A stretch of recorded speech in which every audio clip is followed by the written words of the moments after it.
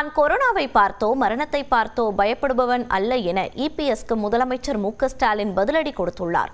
தனக்கென செல்வாக்கு இருப்பதாக கூறிக்கொண்டிருக்கும் விஜயை வீழ்த்த வேண்டும் என்று எடப்பாடி பழனிசாமி வலியுறுத்தியுள்ளார்.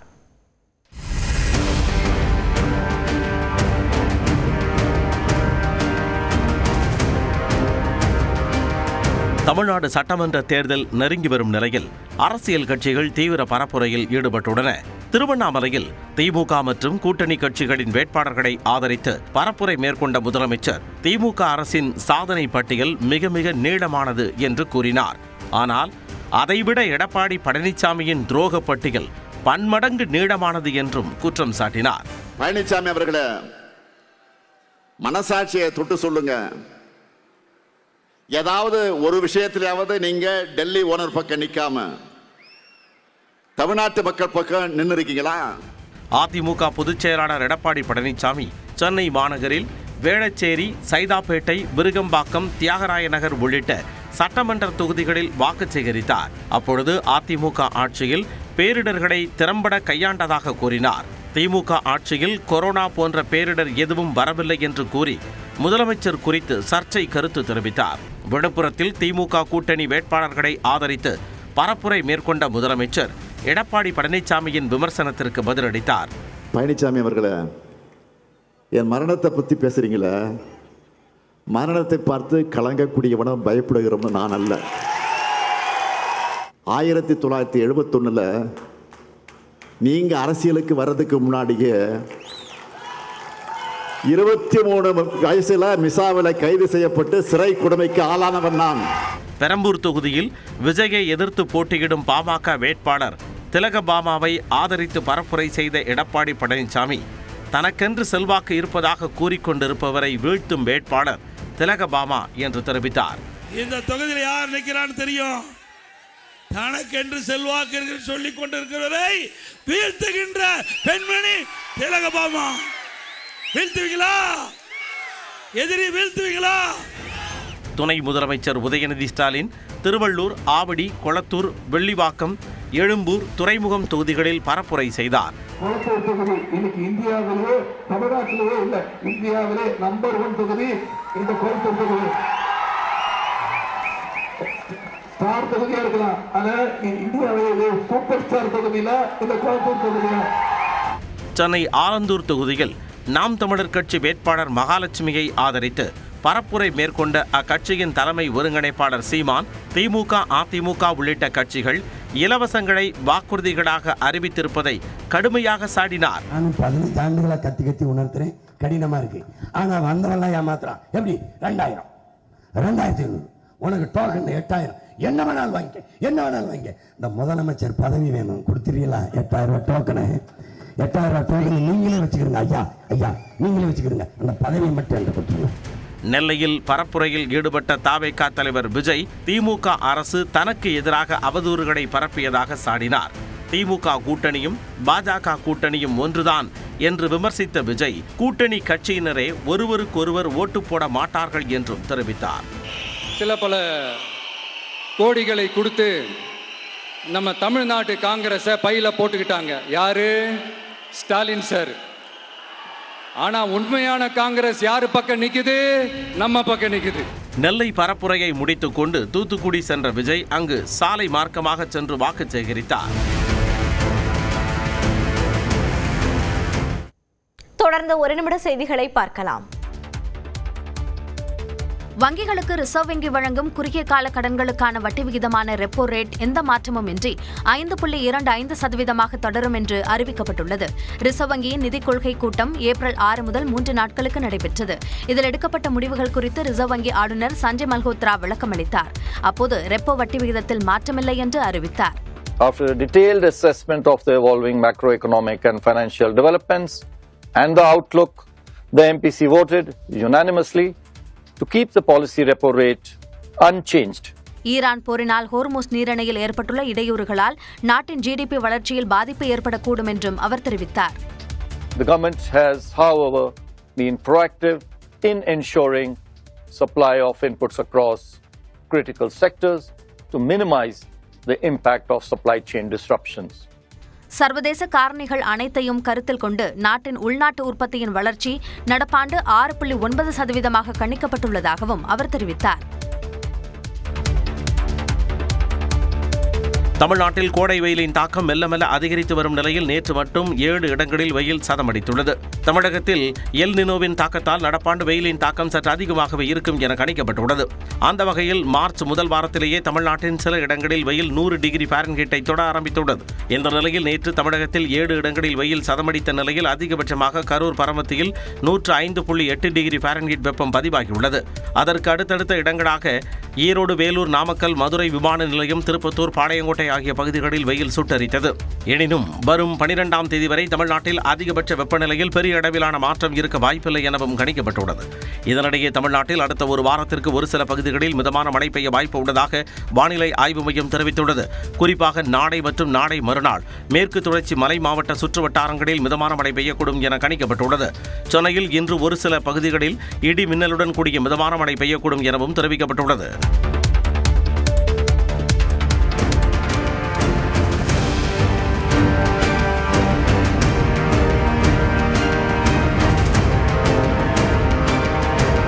தூத்துக்குடியில் விஜயின் பரப்புரை வாகனத்தை பின்தொடர்ந்த தொண்டரை பவுன்சர்கள் தள்ளிவிட்டதில் அவர் கீழே விழுந்த காட்சிதான் இது.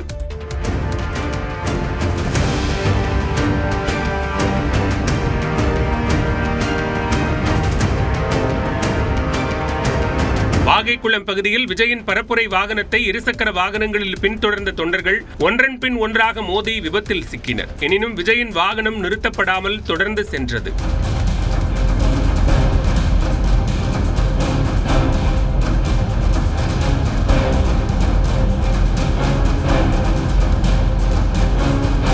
விஜயின் வருகையால் நெல்லை வண்ணாரப்பேட்டை பகுதியில் கடும் போக்குவரத்து நெரிசல் ஏற்பட்டது. அப்போது சாலையை கடக்க முயன்ற பெட்ரோல் பங்க் ஊழியர் அரசு பேருந்து சக்கரத்தில் சிக்கி படுகாயமடைந்தார்.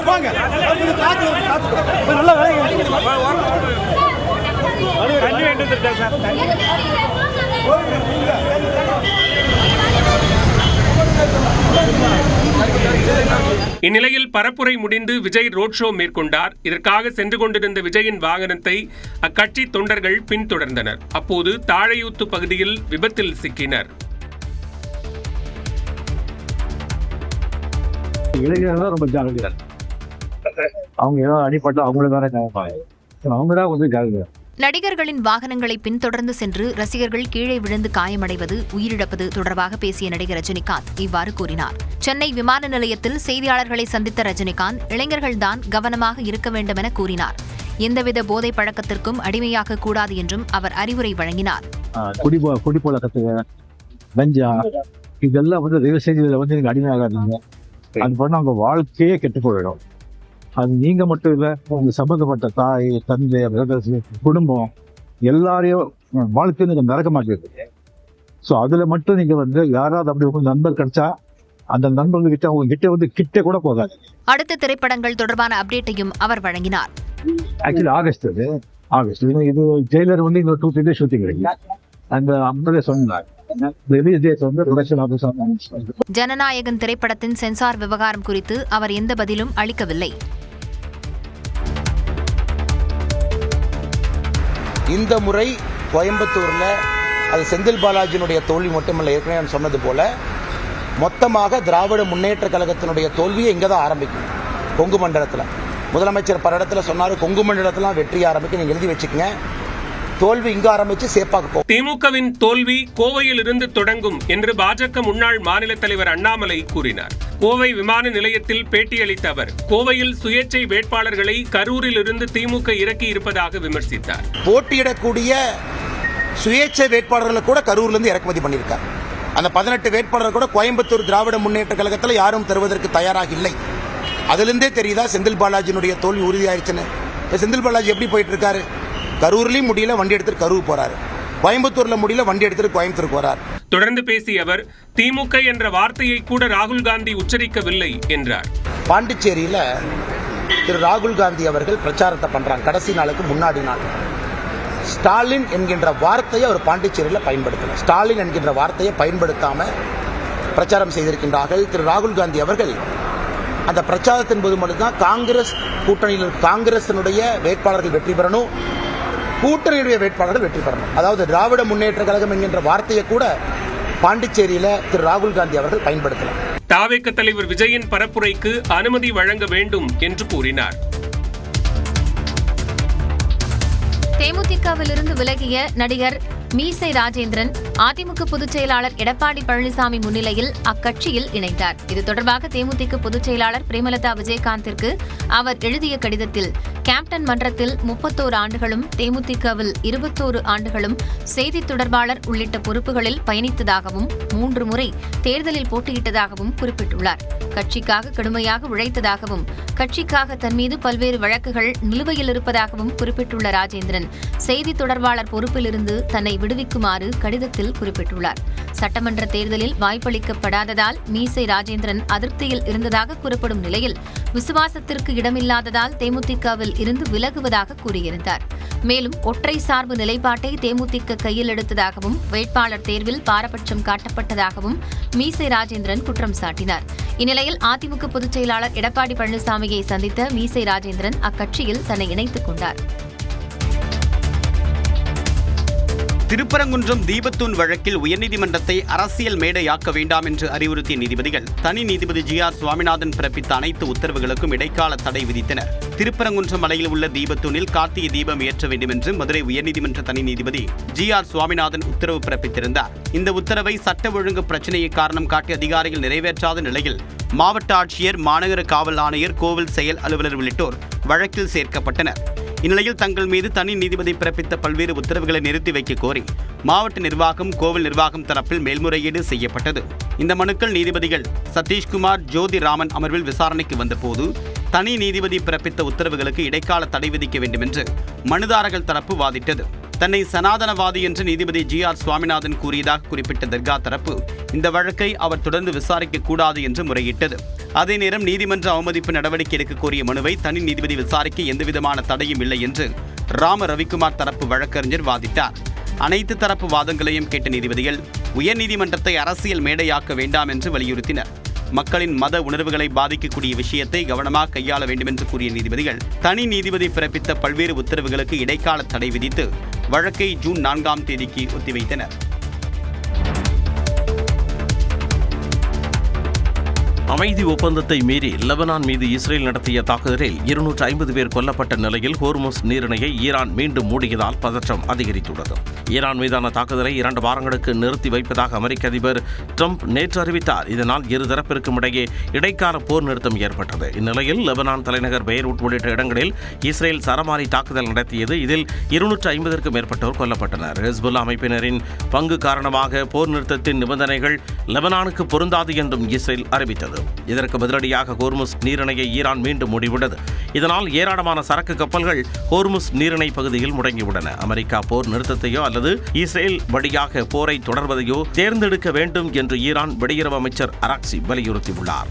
லெபனான் மீதான தாக்குதல் காரணமாக போர் நிறுத்த ஒப்பந்தத்தில் இருந்து விலகுவது குறித்து ஈரான் பரிசீலித்து வருவதாகவும் தகவல்கள் வெளியாகியுள்ளன.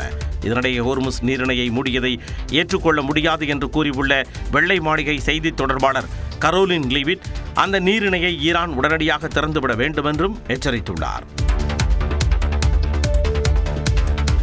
தொடர்ந்து இறங்குமுகமாக இருந்த தங்கத்தின் விலை சவரனுக்கு 2720 ரூபாய் அதிகரித்துள்ளது. ஈரான் போர் நிறுத்தத்தின் எதிரொலியாக தங்கம் விலை உயர்ந்துள்ளது. 1 கிராம் தங்கத்தின் விலை 340 ரூபாய் உயர்ந்து 14,200 ரூபாய்க்கு விற்பனை செய்யப்படுகிறது. 1 சவரன் தங்கத்தின் விலை ஒரே நாளில் 2720 ரூபாய் அதிகரித்து 1,13,600 ரூபாய்க்கு விற்பனையாகிறது. வெள்ளி விலை கிராமுக்கு 10 ரூபாய் உயர்ந்து 265 ரூபாய்க்கு விற்கப்படுகிறது. 1 கிலோ வெள்ளியின் விலை 10,000 ரூபாய் உயர்ந்து 2,65,000 ரூபாய்க்கு விற்பனை செய்யப்படுகிறது. இந்திய பங்குச்சந்தை குறியீட்டு எண்ணான நிப்டி வர்த்தக நேர முடிவில் 874 புள்ளிகள் உயர்ந்து 23,997 இருந்தது. மும்பை பங்குச்சந்தை குறியீட்டு எண்ணான சென்செக்ஸ் 2,946 புள்ளிகள் உயர்ந்து 77,563 வர்த்தகமானது. பங்குகளின் மதிப்பு சுமார் 17 லட்சம் கோடி ரூபாய் உயர்ந்த நிலையில் மும்பை பங்குச் சந்தையில் பட்டியலிடப்பட்டுள்ள நிறுவனங்களின் மொத்த மூலதனம் 445 லட்சம் கோடியாக உயர்ந்துள்ளது. டாலருக்கு நிகரான இந்திய ரூபாயின் மதிப்பு 47 பைசா உயர்ந்து 92 ரூபாய் 50 பைசாவாக உள்ளது. தமிழ்நாட்டில் டிஜிபியை தொடர்ந்து தலைமைச் செயலாளரும் தேர்தல் ஆணையத்தால் அதிரடியாக மாற்றப்பட்டுள்ள நிலையில் பாஜகவின் கைப்பாவையாக தேர்தல் ஆணையம் மாறியுள்ளதாக முதலமைச்சர் மு.க.ஸ்டாலின் சாடியுள்ளார்.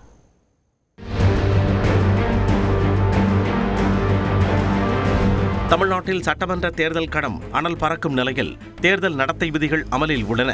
அதேபோல தேர்தல் ஆணையத்தின் அனுமதியின்றி அரசு அதிகாரிகளை பணியிட மாற்றம் செய்ய முடியாது. தேர்தல் ஆணையமே உயர் அதிகாரிகளை மாற்றி உத்தரவிட முடியும். இந்நிலையில் சில அரசு அதிகாரிகள் திமுகவுக்கு ஆதரவாக இயங்குவதாக எதிர்க்கட்சிகள் புகார் கூறின. இந்த நிலையில் தமிழ்நாடு சட்டம் ஒழுங்கு பொறுப்பு டிஜிபியாக இருந்த வெங்கட்ராமனை தேர்தல் ஆணையம் கடந்த வாரம் அதிரடியாக மாற்றியது. புதிய டிஜிபியாக சந்தீப் ராய் ரத்தோர் நியமனம் செய்யப்பட்டார். இந்த பரபரப்பு அடங்குவதற்குள்ளாக தமிழக அரசின் தலைமைச் செயலாளர் முருகானந்தத்தையும் மாற்றியுள்ளது. அவருக்கு பதிலாக மூத்த IAS அதிகாரி சாய்குமாரை புதிய தலைமைச் செயலாளராக தேர்தல் ஆணையம் நியமிக்க உத்தரவிட்டது. ஆந்திர மாநிலத்தில் 1966ஆம் ஆண்டு பிறந்த தமிழ்நாடு கேடர் அதிகாரியான இவர் 1990ஆம் ஆண்டில் பணியில் சேர்ந்து பல்வேறு முக்கிய பொறுப்புகளை வகித்தவர். MA MPhil முடித்த இவர் சென்னை பல்கலைக்கழகத்தில் PhD படிப்பையும் முடித்துள்ளார். தமிழ்நாடு மின்வாரிய தலைவர் மற்றும் வருவாய் நிர்வாக ஆணையர், பொதுப்பணித்துறை செயலாளர், தமிழ்நாடு செய்தித்தாள் காகித நிறுவன தலைவர், தொழில் முதலீட்டு கழக தலைவர் உள்ளிட்ட பதவிகளை வகித்தவர். குறிப்பாக அதிமுக ஆட்சி காலத்தில் முதலமைச்சர் எடப்பாடி பழனிசாமியின் தனி செயலாளராகவும் சாய்குமார் இருந்துள்ளார். இந்த நிலையில்தான் தமிழக அரசின் புதிய தலைமைச் செயலாளராக அவர் நியமிக்கப்பட்டுள்ளார். நேற்றே பொறுப்பேற்ற சாய்குமார் இரவு 10:30 மணி வரை தலைமைச் செயலகத்தில் இருந்தார்.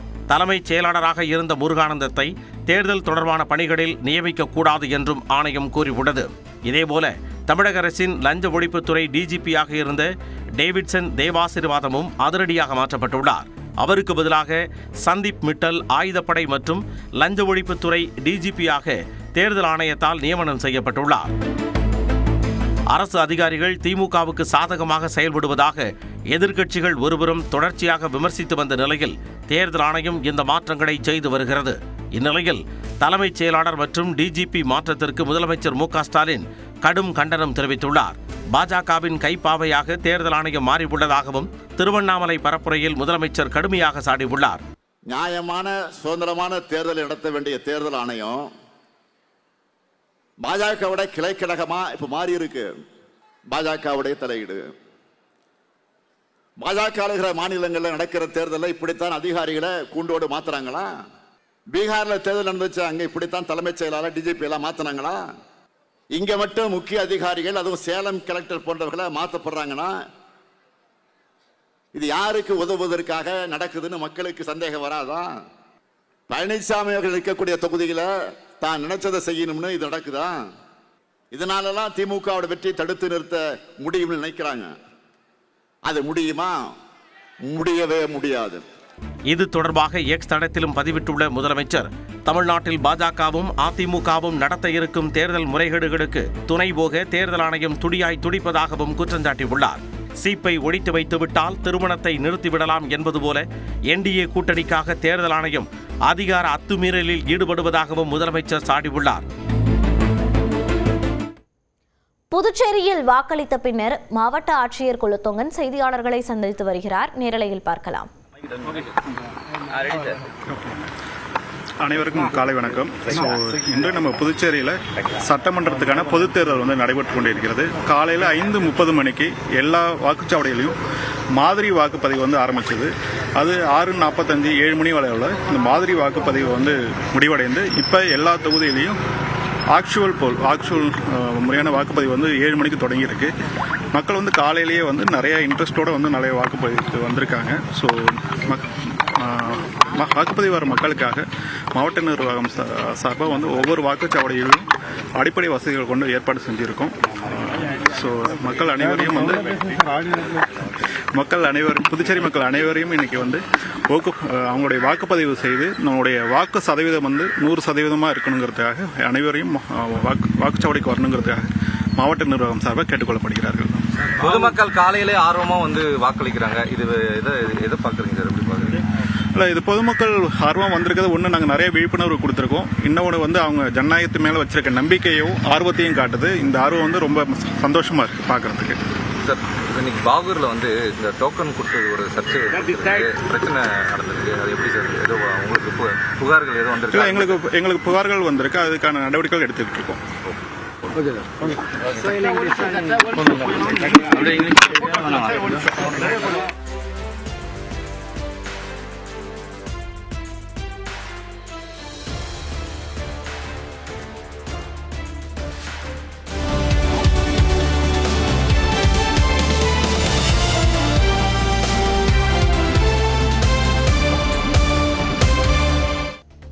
அடுத்ததாக எலெக்ஷன் எக்ஸ்பிரஸ் செய்திகளை பார்க்கலாம். திருச்சி உறையூரில் அமைச்சர் கே.என். நேரு வாக்கு சேகரிப்பில் ஈடுபட்டார். அப்போது பள்ளிக்கு சென்ற மாணவர்கள் அமைச்சரை கண்டதும் உற்சாகத்தில் கைகளை அசைத்து ஆரவாரம் செய்தனர்.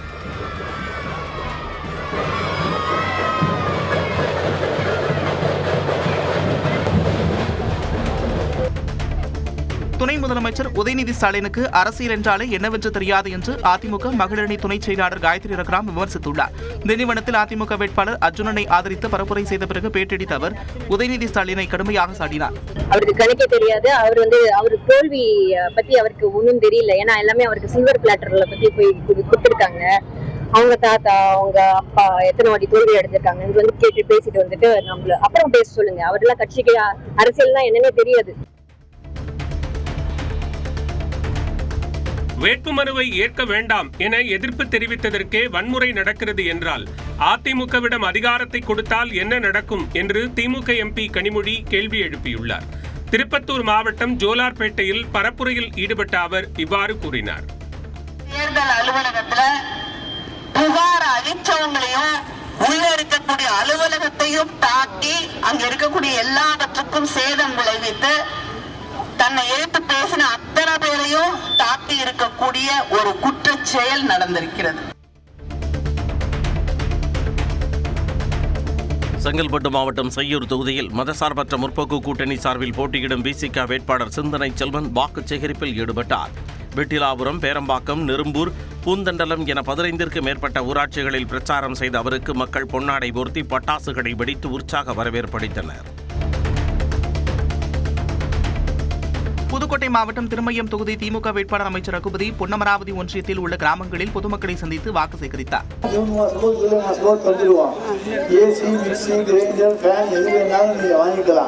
வாங்கிக்கிட்டு அது 12,000 ரூபாய் விலை வருதுன்னு வைங்க, 4,000 ரூபாய் பணத்தை கொடுத்து இந்தாப்பா ஸ்டாலின் சாஸ்திரம் 8,000 ரூபாய் கொடுத்துட்டு இந்த பாட்டு பொருளை எடுத்துட்டு வீட்டுக்கு வந்துட்டாங்க. காஞ்சிபுரம் மாவட்டம் உத்தரமேறு தொகுதியில் வாக்கு சேகரிக்க வந்த பாமக வேட்பாளர் மகேஷ்குமார் மீது ஜேசிபியில் கொண்டுவரப்பட்ட மலர்களை தூவி வரவேற்பு அளிக்கப்பட்டது. வடத்தோட்டம், குருவிமலை, களக்காட்டூர், காலூர் உள்ளிட்ட பகுதிகளில் வாக்கு சேகரிப்பில் ஈடுபட்ட மகேஷ்குமாருக்கு பேண்டு வாத்தியங்கள் முழங்க உற்சாக வரவேற்பு அளிக்கப்பட்டது.